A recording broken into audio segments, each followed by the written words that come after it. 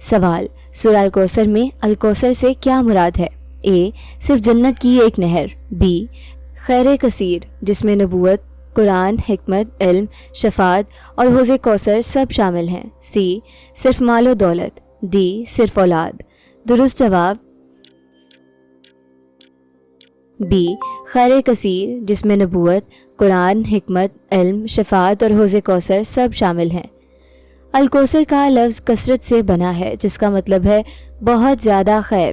کوثر صرف جنت کی ایک نہر نہیں بلکہ وہ خیر کثیر ہے جس میں شامل ہیں نبوت، آپ صلی اللہ علیہ وآلہ وسلم کو آخری نبی بنایا گیا، قرآن دنیا کی سب سے عظیم کتاب، حکمت گہری سمجھ اور دانائی، علم لامحدود علم، شفاعت قیامت کے دن شفاعت کبریٰ، حوض کوثر جنت کی نہر، امت محمدیہ لاکھوں کروڑوں پیروکار۔ حضرت عبداللہ بن عباس رضی اللہ عنہما نے فرمایا، یہ وہ خیر کثیر ہے جو اللہ نے اپنے نبی کو عطا فرمائی اور حوض کوثر اسی خیر کا ایک حصہ ہے۔ اللہ ہمیں سکھا رہے ہیں کہ جب وہ اپنے بندے سے خوش ہوتا ہے تو اسے مادی نعمتوں سے بڑھ کر روحانی اور علمی کمالات عطا کرتا ہے۔ صرف دنیاوی چیزوں کے پیچھے نہ بھاگیں، روحانی اور علمی نعمتیں زیادہ قیمتی ہیں۔ اللہ سے دعا کریں کہ وہ آپ کو علم، حکمت اور نیکی کی دولت عطا فرمائے۔